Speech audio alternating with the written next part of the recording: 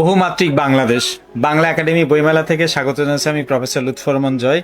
এই মুহূর্তে আমার হাতে এসেছে আত্মশুদ্ধি, জীবনকে পরিশীলিত করবারই বোধহয় এরকম একটি বই, যার লেখক সুব্রত রঞ্জন মজুমদার আমার বাম পাশে বসেছেন। আপনাকে স্বাগত জানাচ্ছি। ধন্যবাদ স্যার। এই যে আত্মশুদ্ধি বই এবং আপনার কর্মজীবন, এই বিষয়ে আমরা একটু জানতে চাই। আত্মশুদ্ধি আমার পঞ্চম লিখিত গ্রন্থ। এটা হলো জীবনশৈলীর এক বিশেষ পরিবর্তন। এই জড়জাগতিক জীবনের মানুষের যে হানাহানি, কাটাকাটি, বিদ্বেষ, বিভেদ, এই থেকে বেরিয়ে এসে আমরা একটা বিশ্বজগৎ, একটা পারমার্থিক জগতে প্রবেশ করার যে পদ্ধতি, সেই পদ্ধতিটা এই গ্রন্থের মধ্যে লিপিবদ্ধ হয়েছে। আচ্ছা, যে পদ্ধতির মাধ্যমে আমরা আমাদের জীবনশৈলীর পরিবর্তনের সাথে সাথে আমরা এই মহাজাগতিক শক্তি, মহাজাগতিক যে বাধা, এগুলো অতিক্রম করে পারমার্থিক জগতে আমরা প্রবেশ করতে পারি। সেই যে পদ্ধতি, আমাদের মানব জন্ম হলো শ্রেষ্ঠ জন্ম, স্রষ্টার শ্রেষ্ঠ সৃষ্টিজীব মানুষ। তো আমরা এই যে আশরাফুল মাখলুকাত যেটা বলা হয়, তো এই স্রষ্টার শ্রেষ্ঠ সৃষ্টিজীব মানুষ, এই মানুষের যে ব্যাকবোন, যে মেরুদণ্ড, এই মেরুদণ্ডটা হলো এই ব্রহ্মাণ্ডের একটা অক্ষর মতোই। অর্থাৎ এই মেরুদণ্ডের মধ্যে আমাদের যে তিনটা যে বিশেষ নালী আছে, হ্যাঁ, সেটা হলো ইরা, পিঙ্গলা, সুষুম্না।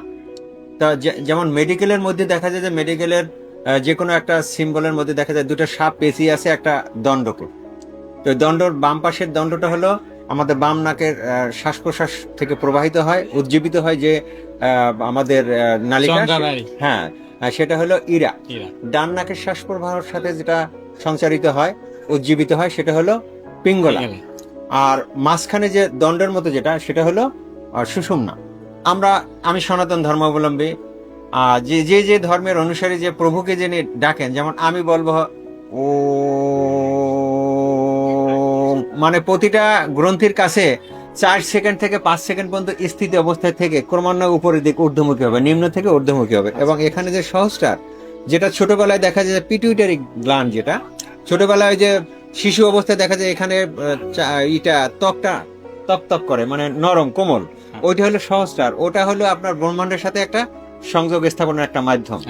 এবং প্রভুকে যখন স্থিতিশীল অবস্থায় যখন ধ্যানের মধ্যে আপনি ধ্যানমগ্ন হবেন, তখন প্রভুর সাথে একটা যোগসূত্র স্থাপন, যেটাতে করে আপনার দেহ মনের সমস্ত ধরনের কলুষতা দূরীভূত হবে এবং আপনার মনটা শুধু সেই সৃষ্টিকর্তার সাথে সংযোগ স্থাপনের একটা মানে একটা মাধ্যম যে সৃষ্টি হবে, এবং সৃষ্টিকর্তার সাথে পরিপূর্ণভাবে একটা সংযোগ স্থাপন সম্ভব।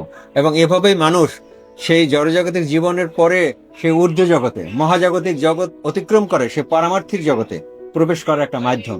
এতে করে আপনার দেহ মন যেমন সুস্থ থাকবে, এবং আপনি হবেন একজন সৃজনশীল মানুষ, আপনি হবেন একজন সচেতন মানুষ, এবং মানুষের মধ্যে শ্রেষ্ঠ একজন মানুষ। বাহ, আমরা মোটামুটি আত্মশুদ্ধির এই জীবন, আমাদের দৈহিকভাবে যে জীবনকে এত শুদ্ধ করা যায় এবং দৈহিকভাবেই একটা মানুষ যে পারমার্থিক জগতে চলে যেতে পারে, তা এই বই থেকে আমরা বুঝতে পারলাম এবং কিছুটা প্র্যাকটিক্যালও তিনি দেখিয়েছেন। আপনি পেশা কোথায় আছেন? আমি বাংলাদেশ পুলিশের একজন সাব ইন্সপেক্টর। পুলিশে কর্মরত থেকেও এরকম সৃজনশীল এবং মানব জীবন গঠনের ক্ষেত্রে আত্মশুদ্ধির মতো বই লেখার এই বিষয়টিকে আমরা অভিনন্দন জানাচ্ছি আমাদের বঙ্গনিউজ বিডিসি চ্যানেল থেকে। এবং সুব্রত রঞ্জন মজুমদারের এই বইটি একটি আন্তর্জাতিক পুরস্কার পেয়েছে, আমরা জানি সেটা আন্তর্জাতিক সৃজনকলা পুরস্কার ঢাকা বিশ্ববিদ্যালয় থেকে। এবং তার বিষয়ে এই আত্মশুদ্ধির বিষয়টি তার মূল বিবেচ্য বিষয় ছিল।